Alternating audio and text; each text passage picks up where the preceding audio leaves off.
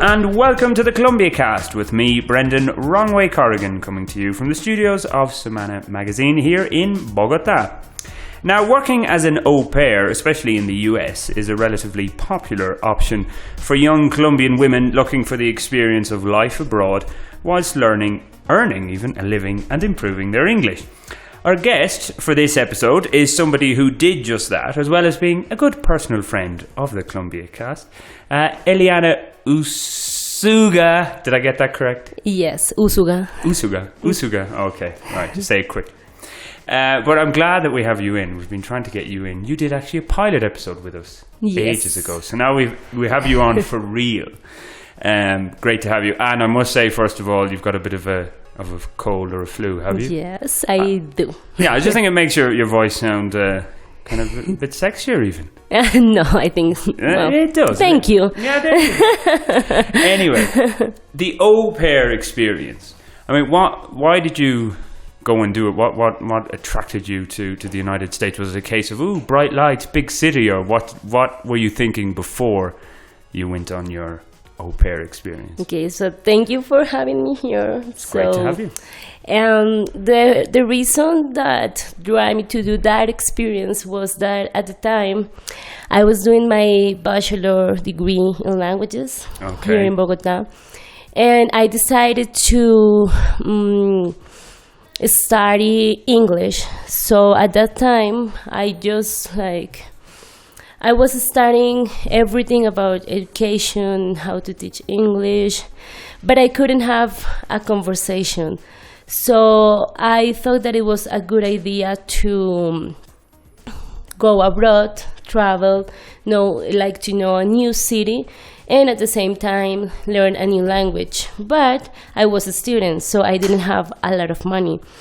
So I think this was a great opportunity to do both things, to earn a little bit of money and also to live with a family, to know a little bit about the culture, and then also learn English. Yeah. Now, I would have thought, though, that you'd need at least a intermediate level English to go there in the first place. Did you have that? I did. And yes, you need a basic level because you need to be able to establish a basic conversation and also understanding with the family, because think that you're gonna have to live with new people that they have like a different lifestyle, so you need to be able to communicate what you feel, what you want. So yes, you need. So it's not a case of Consuela from Family Guy. Well, a little bit, yes. I mean, like I did have a basic level, probably an intermediate level, because I had to do a lot of things in English before I traveled.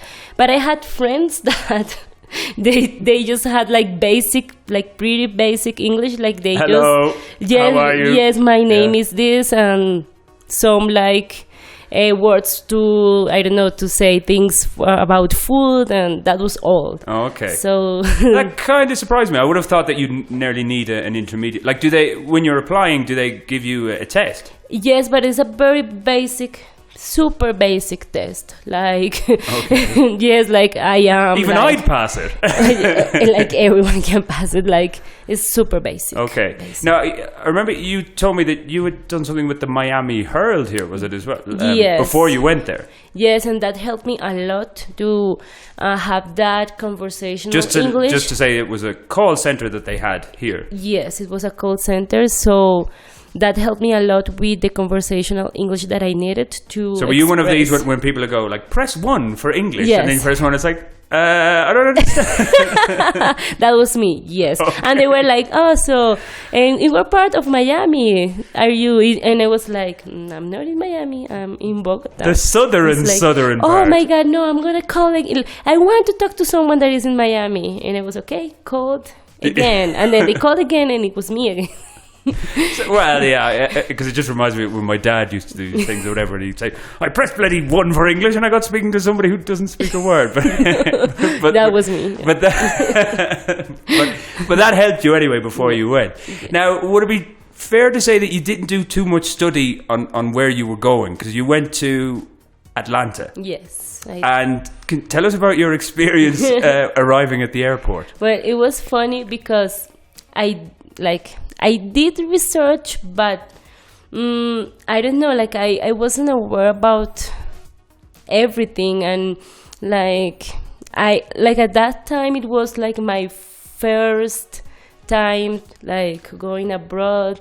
I know, first time out of the country. Yes, out of the country. And well, although you were born, I'm going to put this in here as a little digression. You were born in San Andres? I was born in Bogota. And then I grew up in San Andres. Okay, because some people might say, you're going to kill me for this, San Andres isn't quite Colombia.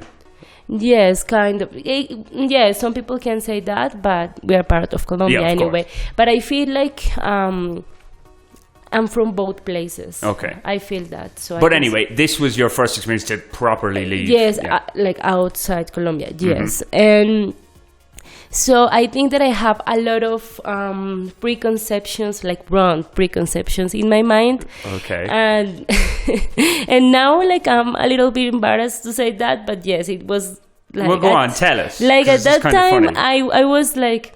I was thinking, like, because I had a lot of stereotypes about how Americans look like in their appearance, and I always thought at that time that all Americans were like these tall guys, blonde with blue or green eyes, super handsome, like all of them. That's what I thought. Are you describing me here, right? Of course, Brendan, of course. No, but like, I was very young and, like, of course, very ignorant. But then when I got to the airport, and I don't want to sound racist because that's not the case, but I was like, wait, so everyone is black, like, is this the right airport? Like, why is everyone... And I'm black. So it was funny because people were talking to me, like, super fast with their accent, because, like, thinking that I'm black too. You were one of them. And I wasn't. And I could barely understand what they were saying, like... And I was like, wait, can you please speak, like, slower for me? I don't understand. And they were like, so where are you from? Colombia. Where are you from, Colombia? Yes, I'm from Colombia. And so that was like my first my first experience getting there and opening my eyes. Like, wow, we are all people. the same, and yes, there are like black people everywhere, white people everywhere. Like, well, Atlanta, I've never been, but Atlanta is what, about? Yes, like more blacks than whites. Yes, like I would say like probably like 98% of the people is black. Like wherever I go, like everyone was black. I didn't see like white people at all. No, like black people and also Latin, a lot of Colombian people. So that probably didn't help you to improve your English if you're hanging. It helped me a lot because at the beginning I was like, because I'm black, like everyone was speaking to me in their accents in English, and I was like, wait, I can't understand. Like, I told my host mom, like, I don't know if I'm gonna be able to do something here because I don't understand, and everyone is like talking too fast to me. But then, like, after a week, I was like less shy, and then probably after a month, I felt that my English improved like a lot. It was like amazing. Well, a great immersion, I guess. Yes. So tell us then about the actual family and the experience in Atlanta. What was that like? Well, I was taking care of 3 kids, and now that I think back, they were a great family, because now that I think, like, you know, like, open your doors to a person that you don't know, that comes from a different country, that's something kind. So yes, they were very kind, but of course we had our issues. Go on. Especially with the grandmother, because it's always the grandmother. But like the mom was like, she was awesome. The dad, like the kids, everything was perfect. But and this was a black family as well. Yes. Yeah. And then I don't know, but she was always like, now that I think, like, she was acting like as a kid with me, like she was trying always to do something funny to me, but at that time it wasn't that funny. Like, she was hiding food from me. And you like your food? Exactly. You know me. I love my food. I eat a lot. So it was like sometimes it was super annoying because when you are an au pair and you live with a family, they provide you your food too. Okay, yeah. Of course, like it doesn't mean that you're not gonna buy food, but like if you wake up and you wanna have breakfast in the house and like take a piece of toast and coffee, you can just go and do it. But sometimes like she would hide like the things that she knew I like, and then I found them like in some weird places, and then I knew like she was like I surprised her like hiding things from me, and I was like, what? Why are you doing that?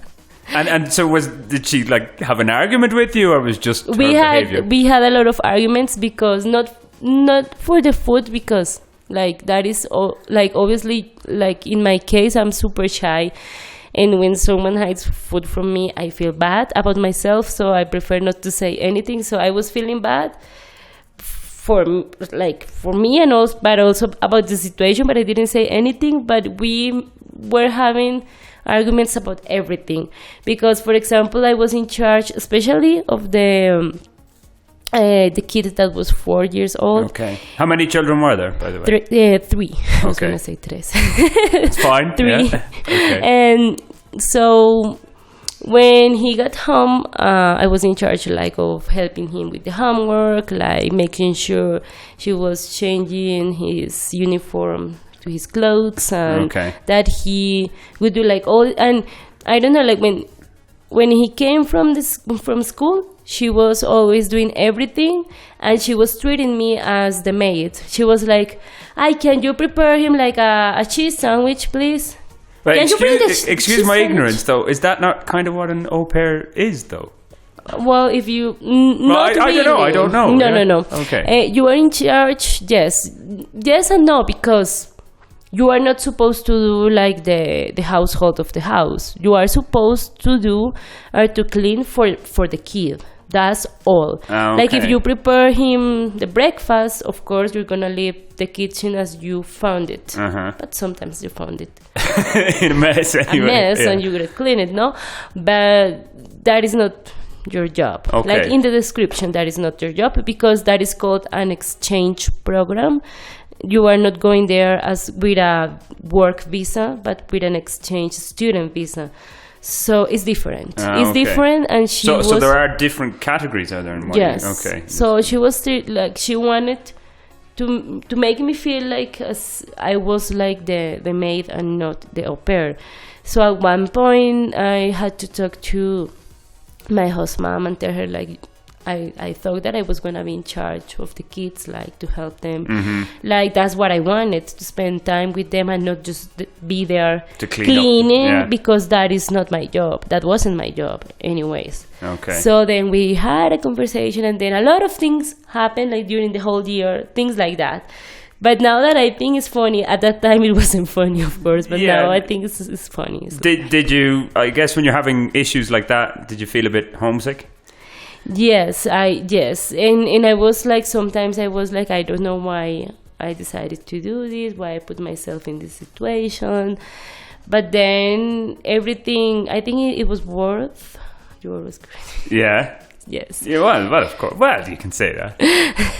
Well, that's fine. No, but the thing is, did you have another group of, or a group of au pair friends, or just other friends there as well? Like it's not all about working and staying with the family. No, it's not. Like you have, I don't remember, but you have like a rule on the hours that you need to work. Okay. So they can like, I don't know, like divide or spread those hours during the week. But like a normal working week of 40 hours or something like that? Something like that, or less. I don't remember right now, but like if you divide the hours, then you're going to have free time, like enough. At least you're going to have 1 day and a half free. And they divided that at their convenience, depending on the things they do. So usually the first year I had Saturdays free and part of Friday, I think. Oh, so you could go out and party on a Friday night. Yes, and sometimes also I think Sundays. Yes, I had also Sundays free because on mornings I think they went to church. Church, okay. Yes.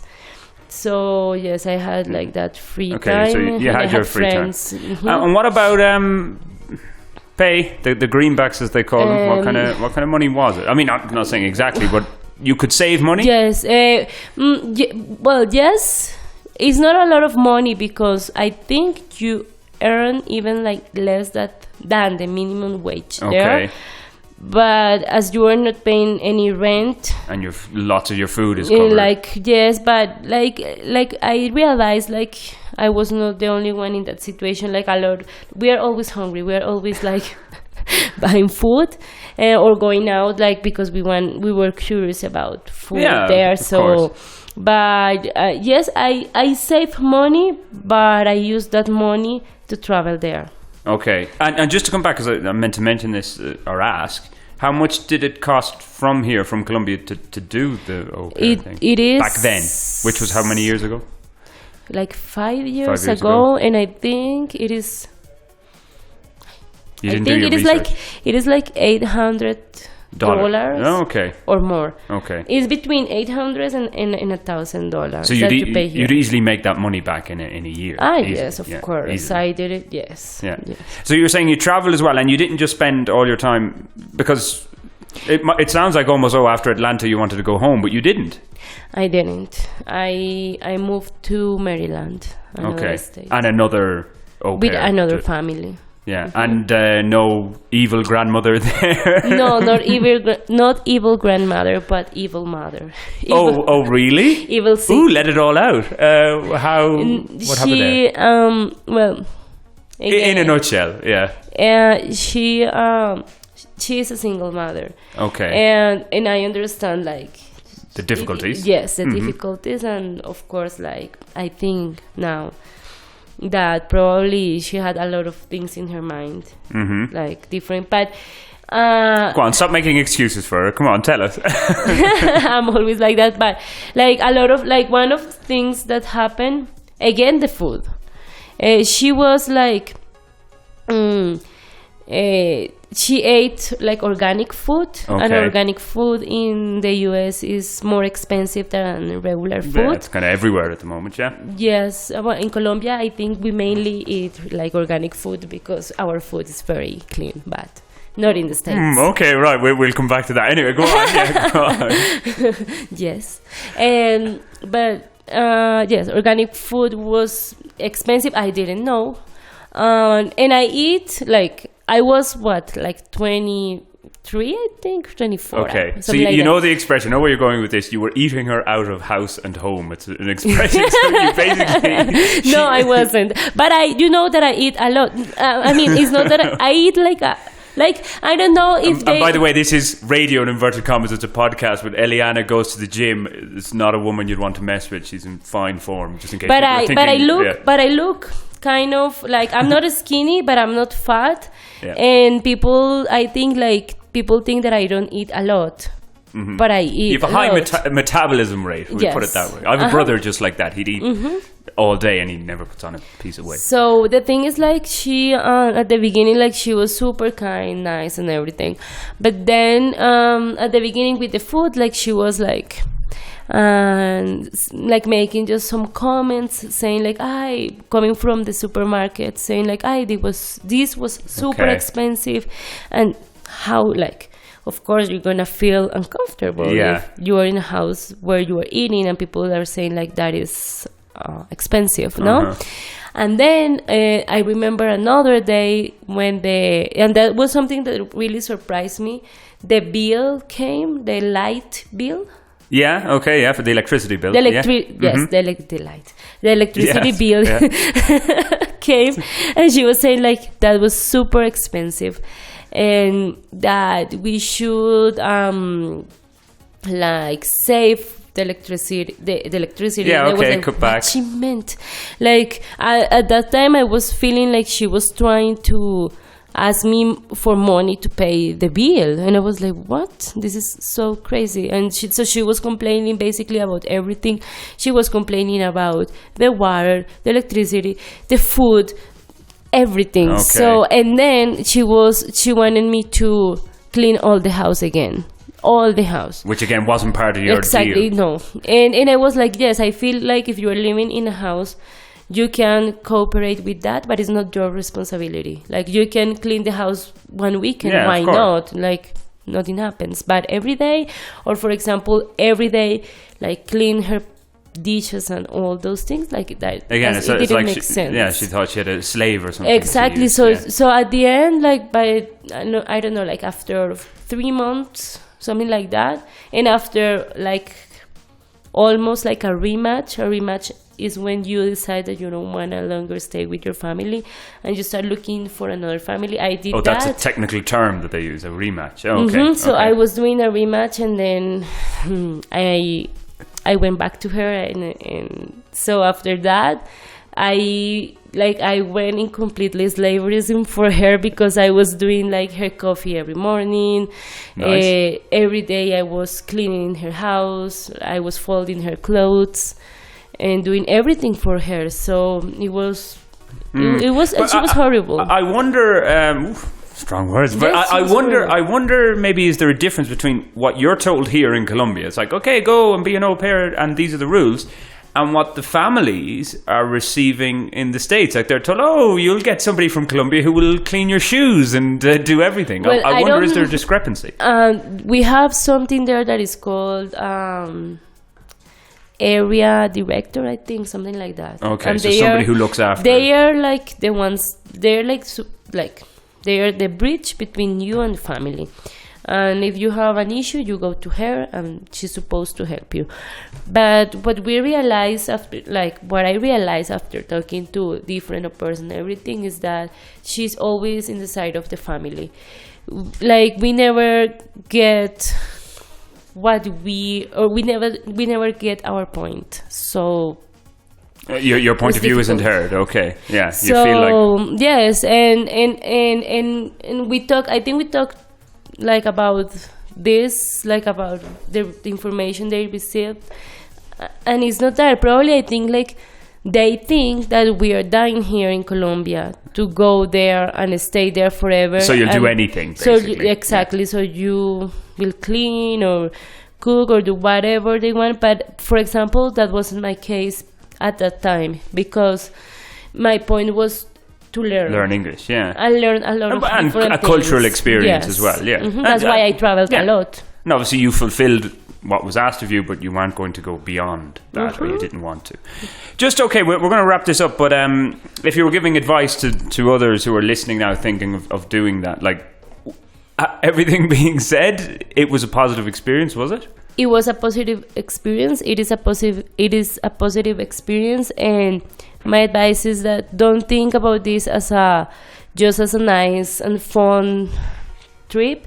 It is a job, like a serious job, just like any other job. But it has a lot of positive things, like knowing, like, or learning a new language, travel to new places, meeting new people. So it's positive. Okay. When you came back, have you actually returned to the States since? No, not yet. No. Oh, okay. Is it on the horizon? Would you like to go back to the States?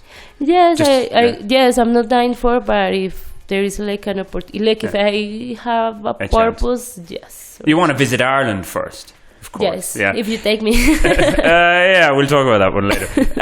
The name of can you remember the name of your agency, just in case? Just yes. Yeah, it was 1-800. Oh. It's called like that. Okay. 1-800 student visa, no sé qué. Cool, perfect.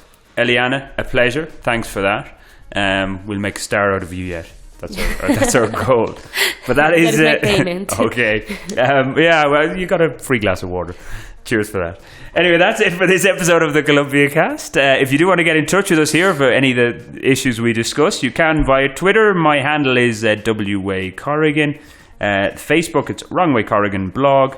And on Instagram even, if you want to check out some ridiculous photos. Wrong Way Corrigan 1. Until the next time, ciao ciao.